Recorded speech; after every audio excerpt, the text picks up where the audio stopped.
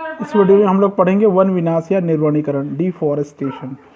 ठीक है, वन विनाश या वनीकरण तथा वन संरक्षण के बारे में इस पॉइंट के अंतर्गत हम अध्ययन करेंगे। हम जानते हैं कि हमारी पूरी पृथ्वी पर पहले लगभग 60% वन था, लेकिन धीरे धीरे देखते देखते 40% हो गया। ठीक है, और ऐसा विस्तृत क्षेत्र जहाँ पर पेड़ पौधे और घास सघन मात्रा में अगर पाया जाए तो वन कहलाता है। वन की उपलब्धता की बात करें तो अब प्रारंभिक अवस्था में, पहले प्रारंभिक अवस्था में 25% भाग वनों से ढका था, लेकिन जैसे जैसे यहाँ पर भू परिस्थितिकी के सबसे प्रमुख उदाहरण के रूप में देखने को ये मिलेगा आपको कि जैसे जैसे लोगों की जनसंख्या बढ़ती गई, लोगों ने अपनी मूलभूत आवश्यकताओं की पूर्ति के लिए वन जलवायु को प्रभावित करना शुरू कर दिए। ठीक है, जैसा हम जानते हैं कि वन या वनोपज सभी के लिए उपयोगी होते हैं।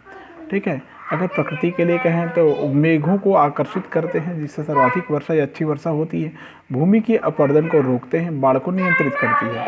ठीक है, अगर अधिक वाष्पीकरण हो तो उसको भी ये प्रभावित करके रखती है। पशुओं को चारा उपलब्ध कराते हैं, उद्योग धंधों और ग्रामीणों के लिए कच्चे माल उपलब्ध कराते हैं, जीव जंतुओं के शरण स्थल आदि हैं। वनों की इसी उपयोगिता और महत्व को देखते हुए मानव ने इनका अंधाधुंध शोषण किया है। अब पृथ्वी पर केवल 15% भाग पर ही वन रह गए हैं, जिसके दुष्परिणाम अब हमारे सामने आने लगे हैं, जैसे अपेक्षाकृत कम वर्षा, बाढ़, मृदा क्षरण, पर्यावरण प्रदूषण इत्यादि। वर्तमान समय में निर्वनीकरण विश्व की प्रमुखतम समस्या है। कृषि प्रधान देश होने के कारण भारत के लिए यह अधिक महत्वपूर्ण है। एक आंकड़े के अनुसार भारत में आज जितना वन क्षेत्र है वह पिछले 100 वर्ष पहले के वन क्षेत्र का मात्र 20% है। पिछले 25 वर्षों में हमने 4.1 मिलियन हेक्टेयर वन क्षेत्र खो दिया है। ठीक है, अब हम जाते हैं वन विनाश के कारण में, डिफॉरेस्टेशन के कारण में, वन विनाश या निर्वनीकरण के कारण में जाते हैं। ठीक है, तो देखिए कारण में अगर हम लोग जाते हैं तो हमको क्या क्या कारण मिलता है। सबसे महत्वपूर्ण बात तो यही है कि वन हमको प्राकृतिक संसाधन मुहैया उपलब्ध कराता है, भोजन, आवास, कपड़े वगैरह। ठीक है, इन पौधों पर हम अप्रत्यक्ष या अप्रत्यक्ष रूप से आश्रित रहते हैं, हम ही नहीं बल्कि प्रकृति के सारे जीव जंतु। ठीक है, तो देखिए ये समस्या क्यों उत्पन्न हुई, इसके कुछ कारण हैं, जैसे वृक्षों की अंधाधुंध कटाई।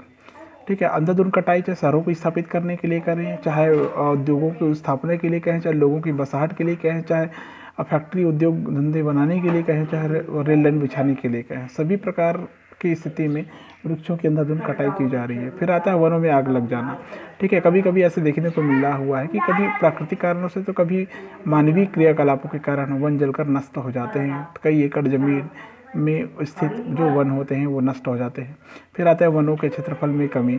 ठीक है, कृषि के विस्तार के कारण भी, उद्योग स्थापित करने के कारण, मानव की बस्ती बन जाने के कारण अधिकांश भूभाग जो वन का रहा है उसमें अब कमी आ रही है, उसके क्षेत्रफल में कमी देखने को मिल रही है। पर्यावरण असंतुलन ये भी एक कारण है।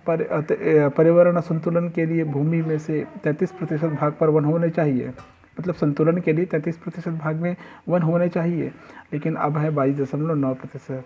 भारत में अकेले 22.9% भूमि पर ही वन है। वनों की कमी से वायुमंडल में गैसों का संतुलन बिगड़ गया है और पर्यावरण में जहरीली गैसों का प्रभाव बढ़ रहा है। विश्वव्यापी स्तर पर ओजोन मंडल में छेद पड़ने लगे हैं, जो मानव और पर्यावरण के लिए खतरे की चेतावनी है। वन भूमि का कृषि भूमि में परिवर्तन। आबादी बढ़ने के साथ साथ भोज्य पदार्थों की आपूर्ति हेतु कृषि भूमि का विस्तार हो रहा है। इसके लिए वनों की कटाई की जा रही है लगातार। ठीक है, कृषि भूमि विकसित की जा रही है, जिसके कारण वन विनाश हो रहा है। अतिचारण, फालतू पशुओं और जो हमारे पालतू घर में डोमेस्टिक एनिमल्स होते हैं उनको और जंगली जानवरों के द्वारा घास के मैदानों और वन भूमि में उपस्थित घासों एवं पेड़ पौधों के सतत चराई भी वन विनाश के प्रमुख कारण हैं। वनों का चारागाहों में परिवर्तन। पालतू पशुओं के चारे आपूर्ति और चराई हेतु वनों को काटकर उसे चारागाह में परिवर्तित करना भी वन विनाश का एक कारण है। बहुउद्देशीय नदी घाटी परियोजनाओं, बांध, नहर आदि के निर्माण के लिए भी एक बृहद वन क्षेत्र को समाप्त करना पड़ रहा है। ठीक है, अब हम बात करते हैं वन संसाधन के अति दोहन से उत्पन्न समस्याएं। क्या क्या समस्याएं उत्पन्न हो गई है। वन से हमारा बहुत पुराना और गहरा नाता रहा है हमेशा, जिसके द्वारा हम अपने तत्कालिक सुखों के लिए तेज़ी से काट रहे हैं, वनों का विनाश कर रहे हैं, है ना, जिसके कई दुष्परिणाम सामने नजर आ रहे हैं। जैसे वन की कटाई होने से भूमि का कटाव बढ़ रहा है, भूमि का क्षरण बढ़ रहा है, वर्षा का जल पृथ्वी पर सीधे गिरकर तेजी से बहता है, उपजाऊ मिट्टी को बहा कर ले जाती है, इससे उर्वरा शक्ति कम हो जा रही है। वन की लगातार कटाई होने से वर्षा कम हो रही है, अनियंत्रित हो रही है वर्षा। बाढ़ ज़्यादा और भयानक रूप से आती है, पानी तेज़ी से बहकर कम समय में एकत्रित हो जाती है। नदी, झील, तालाब में भूमि की कटाव के कारण भर जाते हैं, जो बाढ़ लाने में योगदान करते हैं। नदी, झील, झरने कम वर्षा के कारण जल्दी सूख जाते हैं, सूखा को बढ़ावा मिलता है। प्राकृतिक संतुलन बिगड़ जाता है, पर्यावरण प्रदूषित होता है। कई उपयोगी पादप और जंतु प्रजातियां नष्ट हो जाती हैं, जीवित कोषों और प्राकृतिक संसाधन में कमी होती है। वन आच्छादित क्षेत्र मनोहारी दृश्य पैदा करती है, जिससे मन को शांति मिलती है। वनों की कटाई से ऐसे दृश्यों का नाश होता है। वनों से ही जीवाश्म ईंधनों का निर्माण हुआ है, और वन संपदा जो है वो प्रत्यक्ष ईंधन भी देते हैं हमको। इनकी कटाई से जीवाश्म बनने की संभावना तक घटती है, साथ में प्रत्यक्ष ईंधन में भी कमी आ जाती है। तो वन की कटाई की कई दुष्परिणाम हमको देखने को मिल रहा है। ठीक है, ये भी एक दुष्परिणाम का एक आरेख, जो अभी आपने थ्योरी में पढ़ा उसका एक आरेख बना हुआ है। इस आरेख को आप तैयार कर सकते हैं कि वन कटाई के क्या दुष्परिणाम हो सकते हैं। अब बात करते हैं वन विनाश के बाद में वन संसाधन का संरक्षण के बारे में, कंजर्वेशन ऑफ फॉरेस्ट रिसोर्सेस के बारे में। देखिए, हमारे देश में जितने भी वन संसाधन है वो अब कम हो रही है। इसकी कमी तथा उससे उत्पन्न समस्याओं को देखते हुए वनों का संरक्षण करना आवश्यक हो गया है। वनों के संरक्षण करने के लिए हमको कई उपाय करने पड़ते हैं, जैसे वृक्षारोपण एक उपाय हो सकता है और है भी। भारत की राष्ट्रीय वन नीति में उल्लेख है कि 33% वन भूमि के लिए ठोस प्रयास किया जाना चाहिए, इतने से कम नहीं होना चाहिए। वन विहीन पहाड़ों, पठारों और अन्य खाली क्षेत्रों में वृक्षारोपण किया जाना चाहिए। वृक्षारोपण कार्यक्रम को सार्थक बनाना और उसकी पर्याप्त सुरक्षा भी करनी चाहिए। खाली वृक्ष लगाने से कुछ नहीं होता। वनों की कटाई पर लगातार रोक लगानी चाहिए, चाहे कटाई, चाहे ईंधन के लिए करें, चारे के लिए करें, लकड़ी की आपूर्ति के लिए उसके लिए वैकल्पिक स्रोत तैयार करना चाहिए। वनों को आग से बचाना चाहिए। वो जो वनाग्नि हो जाता है कई मानवीय और प्राकृतिक क्रियाकलाप के कारण, तो उसके लिए प्रशिक्षित कर्मचारी और आवश्यक उपकरण होना चाहिए ताकि आग पर काबू पाया जा सके।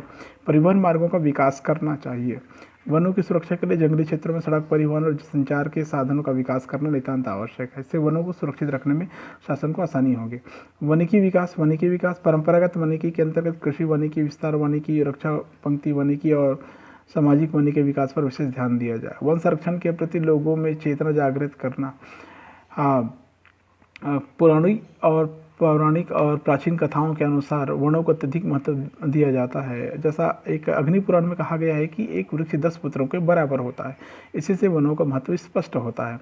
दुर्भाग्यवश जनसंख्या वृद्धि और अज्ञानता के कारण वर्तमान में वनों की अंधाधुंध कटाई की जा रही है। वनों के विनाश से उत्पन्न होने वाले गंभीर दुष्परिणामों के प्रति समय रहते सचेत करने का प्रयास करना चाहिए एवं शासन को इस संबंध में एक निश्चित वन नीति निर्धारित करके लोगों में वन संरक्षण के प्रति जागरूकता पैदा करने का प्रयास करना चाहिए। ठीक है, तो ये इसको बचाए रखने के लिए, वन को बचाए रखने के लिए 1952 की वन नीति के अनुसार जुलाई 1952 में भारत सरकार ने वन महोत्सव प्रारंभ किया था। वन महोत्सव मनाना प्रारंभ किया था, याद रखेंगे, जुलाई 1952 में।